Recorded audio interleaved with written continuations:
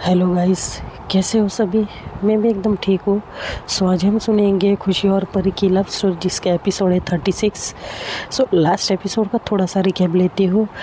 जैसे कि आपने लास्ट में सुना था कि खुशी जो है उसे डिस्चार्ज मिल गया है और हमेशा की तरह उसे सारी वो ट्रीटमेंट घर पे ही दी जा रही है। और खुशी के जो पापा हैं वो अपने काम से घर लौटे हैं। लौटते ही जो विक्रम है और उसके पापा, इन दोनों में बहस हो जाती है। और विक्रम की जो वाइफ है वो विक्रम से सीधे मुँह बात नहीं कर रही, क्योंकि उसे ऐसा लगता है कि विक्रम उसे इग्नोर करता है अपने घर वालों के लिए। तो यही था रिकैप। तो आइए सुनते हैं। विक्रम खुशी के रूम में जाता है बात करने के लिए, देखने के लिए कि उसकी जो बहन है खुशी वो ठीक तो है ना।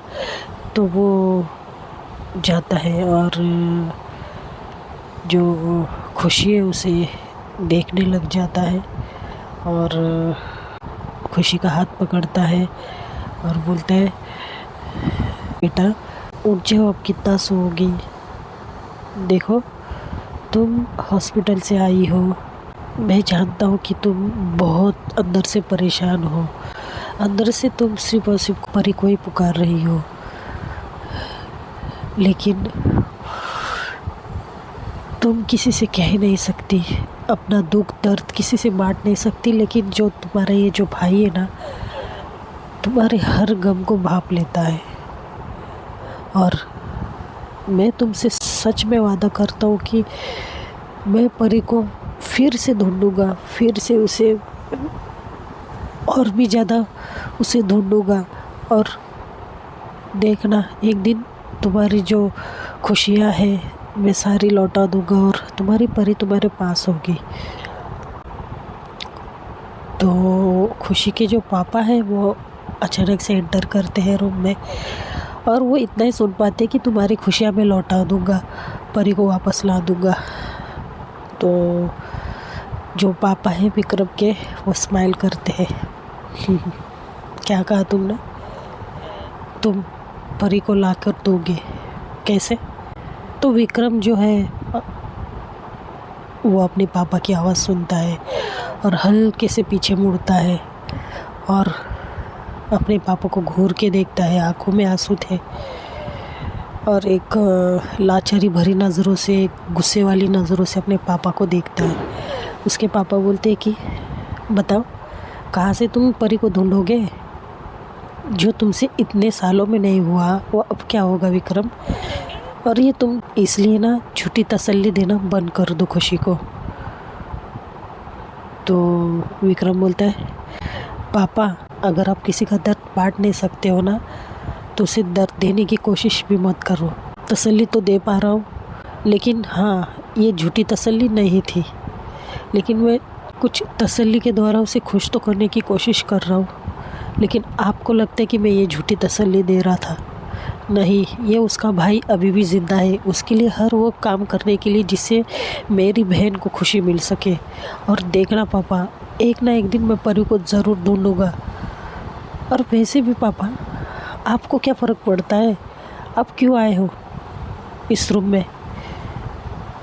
आपको अगर फ़र्क पड़ता तो आप जाने दीजिए, मैं क्या बोलूँ आपको, मेरा मुंह मत खोलिए। तो विक्रम के पापा बोलते, बोलो बोलो बेटा बोलो, वैसे भी तुम्हारे एक भी शब्द से मुझे कोई फ़र्क नहीं पड़ता है, रद्दी भर का भी नहीं। तो तुम बोल सकते हो, जो बोलना है बोलो। विक्रम बोलता है, यही तो बात है ना पापा, जिस वजह से आपके बच्चे आपसे दूर रहते हैं, कि आपको किसी बात का फ़र्क ही नहीं पड़ता है। हम हैं नहीं हैं, जी रहे हैं मर रहे हैं, क्या कर रहे हैं, हमारी लाइफ में क्या चल रहा है, आपको कोई फ़र्क नहीं पड़ता है। आपको बस आपका काम और आपका पैसा, बस। अरे इसी बच्ची गुम हो गई है, 8 साल हो गए। पिछले 8 साल से आपने एक भी बार उसके बारे में बात नहीं की इस घर में। जब भी आते हो पैसों की बात करते हो। एक बार भी पूछा आपने परी के बारे में कि वो कहाँ होगी, कैसी होगी? कभी ढूंढने की भी कोशिश किया पापा आपने उसे? अरे कम से कम अपने लिए ना सही, लेकिन खुशी के लिए वो तो आपका खून है ना, और खुशी की खुशी परी में है ना। तो आप तो बस इतना बोलकर विक्रम चुप हो जाता है कि वो कुछ ज़्यादा ही अपने मुंह से बातें निकाल रहा था।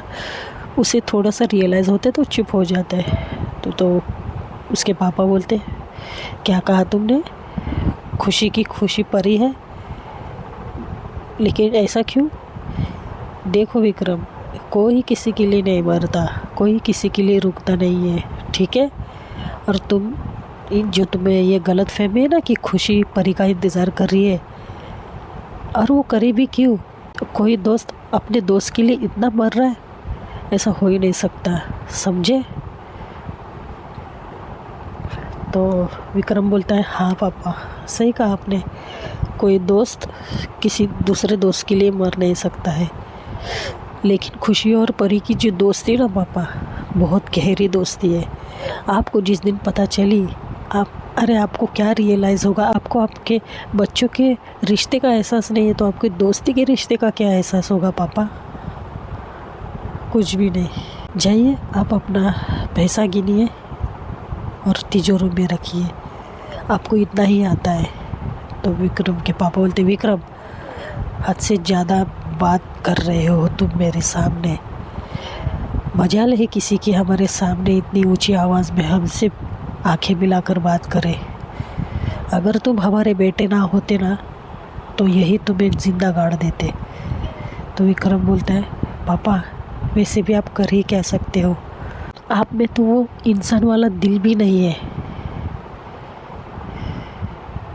जिसमें इंसानियत हो। अरे आप में तो पापा वाला दिल ही नहीं है जिसमें बाप और बेटे का रिश्ता है। इसलिए मेरे साथ जो भी करोगे उस भी आपके हाथ कभी कतराएगी नहीं। तो विक्रम के पापा जो बोलते हैं, ऐसा क्या कर दिया है मैंने जो तुम मुझसे हमेशा झगड़ते रहते हो, हमेशा लड़ते रहते हो? ऐसा क्या कर दिया है मैंने? अपना खाता हूँ, अपने घर में आता हूँ, काम करता हूँ, तुम लोग को ऐशो आराम की ज़िंदगी दे रहा हूँ, और क्या चाहिए तुम्हें विक्रम? तो विक्रम बोलते हैं, बस यही आपको एक गलत फहमी है पापा। आपको लगता है कि आपके पैसों पे हम लोग ऐशो आराम कर रहे हैं, लेकिन ऐसा हरगिज़ नहीं है। अगर आप ये सब कुछ भी ना देना और दो बातें प्यार से बात करें हमारे साथ, या फिर हमारे साथ हमेशा खुशी से रहना, वो बहुत बड़ी बात होगी हमारे लिए। लेकिन आपको लगता है कि आपकी तरह सबको पैसा प्यारा है। जाइए जाइए, आपसे बात करना ही बेकार है पापा। और हाँ, अगर आपके दिल के किसी कोने में बाप और बच्चे का रिश्ता अगर कहीं भी ज़िंदा हो, तो आप मेरी एक विनती ज़रूर सुनेंगे। क्या कह रहे हो तुम? किस बारे में कह रहे हो? तो विक्रम बोलता है, अगर आप मेरी परी को ढूंढने में मदद करोगे तो दिल के किसी कोने में आपका जो पिता वाला प्यार है ना, वो अब भी जिंदा है। मैं ये समझ जाऊँगा। तो विक्रम के पापा बोलते हैं, परी को ढूंढने की मदद, मेरी ज्योति भी ना उसे ढूंढे। तो विक्रम बोलते हैं, पापा ऐसा मत कहिए, उस परी में आपकी बेटी की जान बसी हुई है। जिस दिन आपने परी को एक बार भी खुशी के सामने लाकर खड़ा कर दिया ना, खुशी अपने आप ठीक हो जाएगी। तो विक्रम के पापा बोलते, ये फिल्मी डायलॉग मेरे सामने मत मारो, ठीक है? जिसको जहाँ है वहीं रहने दो, कोई किसी को नहीं ढूंढेगा। और खबरदार, तुमने परी को ढूंढने की कोशिश की तो विक्रम, और वो लड़की अगर दोबारा इस घर में आई तो तुम्हारा इस घर से जाना तय है। तो विक्रम बोलते हैं, ऐसा क्या कर दिया उस बेचारी लड़की ने? बताइए ना, बचपन में उसके माँ बाप गुजर गए, अपने बुआ के छत्र छाया में थी, आपका क्या ही जाता? दो टाइम का तो खाती थी बेचारी, कभी वो थोड़ी ना कुछ पैसे आपकी प्रॉपर्टी मांगती थी। तो विक्रम के पापा बोलते हैं, हाँ, मैंने यहाँ पर धर्मशाला जो खोल के रखी ना, हर कोई आए और यहाँ पर रहकर चले जाए, मेरे टुकड़ों पर पले। तो जो विक्रम की माँ है वो पीछे रहती है। विक्रम जब कुछ और बोलने जाता है तो विक्रम का जो ध्यान है अपनी माँ पर जाता है और अपनी नज़रों को नीचे कर देता है, क्योंकि विक्रम के पापा ने ऐसी बात कही थी। तो विक्रम को लग रहा था शायद ये सुनकर माँ को बुरा लगे, क्योंकि परी थी तो उसके ही मम्मी के सगे भाई की बेटी, तो उनको कहीं बुरा ना लगे तो विक्रम यह हवा देखता है। तो विक्रम के पापा समझ जाते पीछे कोई है, तो पीछे मुड़कर देखते तो विक्रम की माँ थी।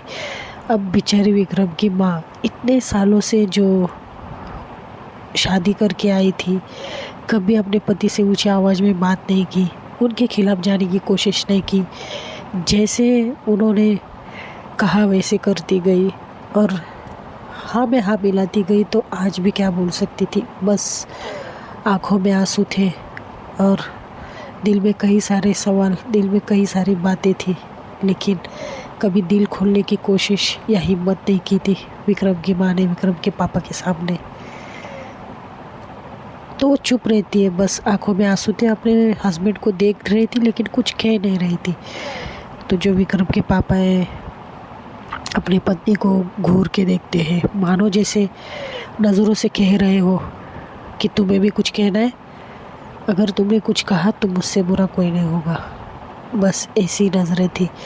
तो वो विक्रम की माँ कुछ कहती ना, अपनी नज़रों को नीचे कर देती है। विक्रम के पापा वहाँ से चले जाते हैं।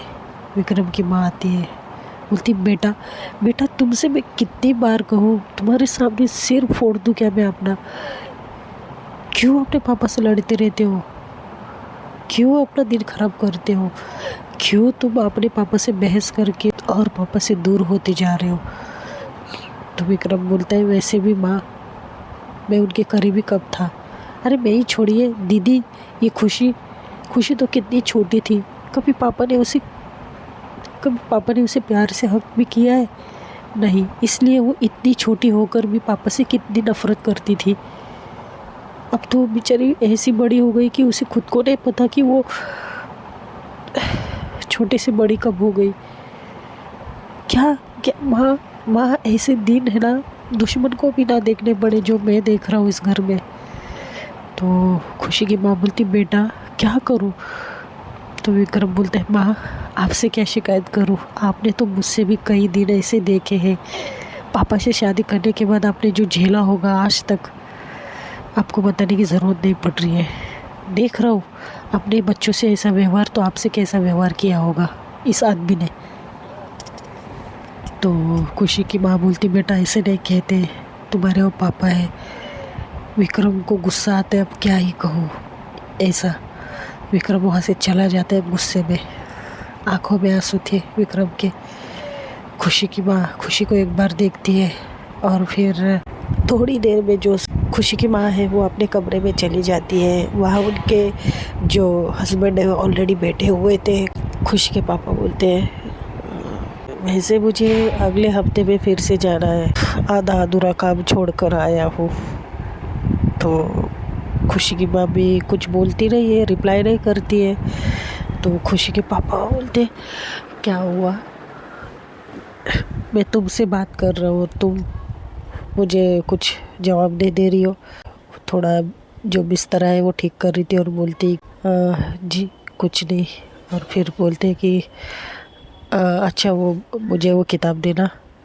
तो वो दे दी चुपचाप, कुछ बात नहीं कुछ नहीं। और फिर बोलते कि वैसे तुमने कुछ कहा नहीं, वैसे तो हमेशा मैं दोबारा लौटने की बात करता हूँ तो तुम कुछ ना कुछ मुझे बोलती हो, ये टाइम तुमने कुछ बोला नहीं, क्या हुआ?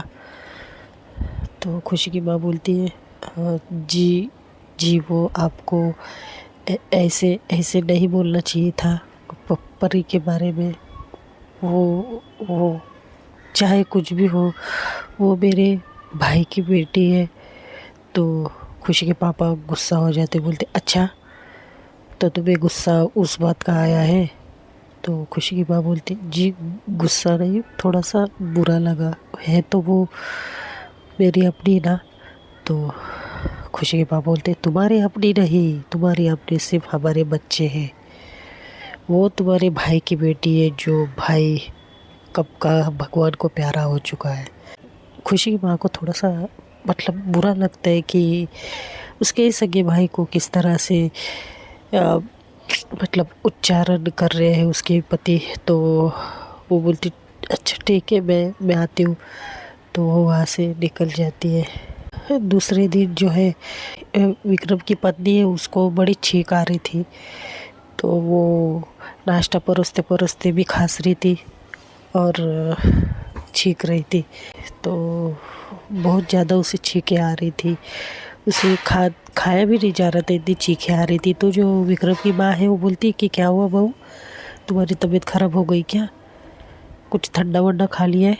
तो बोलती कि नहीं माँ जी, पता नहीं, जैसे कि कोई कचरे जैसा चला गया मेरी नाक में, ऐसे हो रहा है। तो जो खुशी की माँ बोलती कि अच्छा, बहुत दिन हो गया घर को साफ़ किए हुए, अब लगता है घर को साफ़ करने की ज़रूरत है विक्रम, क्योंकि खुशी भी है, उसको कहीं और प्रॉब्लम और परेशानी ना हो जाए। तो इससे अच्छा हम लोग थोड़ा सा घर साफ़ करने के लिए लोगों को बुला लेते हैं हमेशा की तरह। तो विक्रम बोलता है माँ, मैं क्या कह रहा था कि थोड़ा सा हमारा जो ये घर का मरम्मत भी कर लेते हैं, क्योंकि आपको तो पता है जब परी थी तो वो किस तरह से गाय और बैल के गोबर से पूरा आंगन बना देती थी अच्छे से,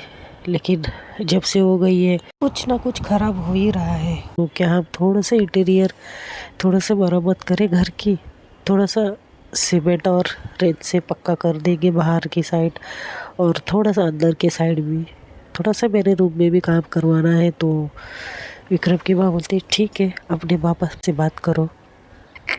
तो विक्रम चुप हो जाता है। विक्रम की माँ बोलती है अच्छा मामा, मैं करती हूँ, ठीक है।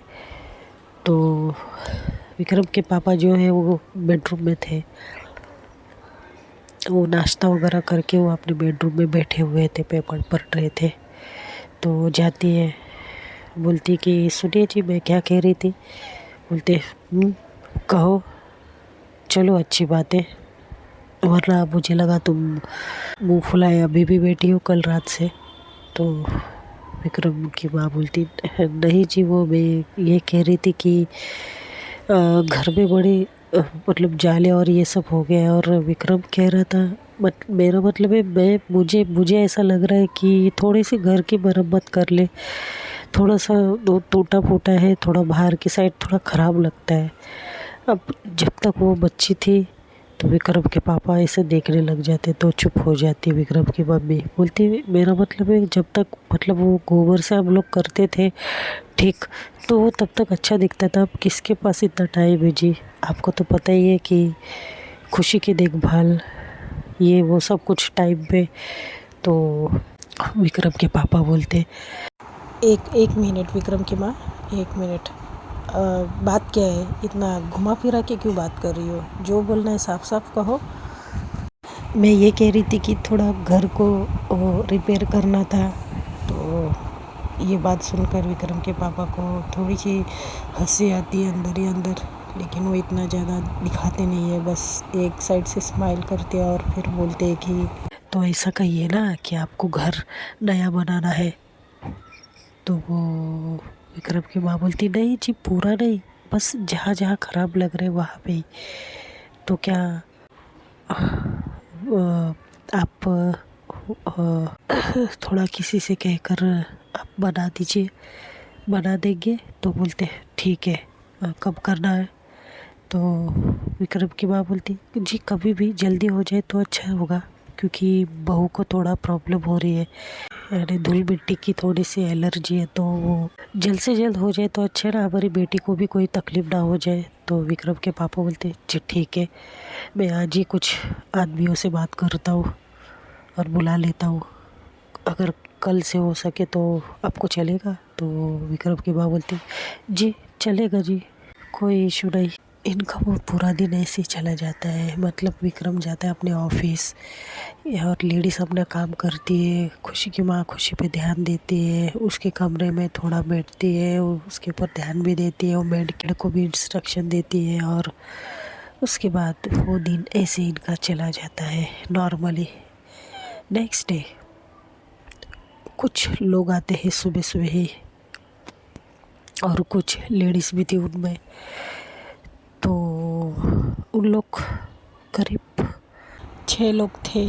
तो वो लोग आते हैं, जो विक्रम के पापा है उन्हें नमस्ते करते हैं, क्योंकि वो बड़े थे तो उनका बहुत ज़्यादा मान रखते थे सब लोग। तो वो झुक कर नमस्कार करते हैं। और विक्रम के पापा बोलते अपनी बीवी को कि जी आप इनको सारे काम समझा दीजिए, मैंने इन्हें थोड़ा बहुत बता दिया है, तो आप जो भी रह गया आप बता दीजिए।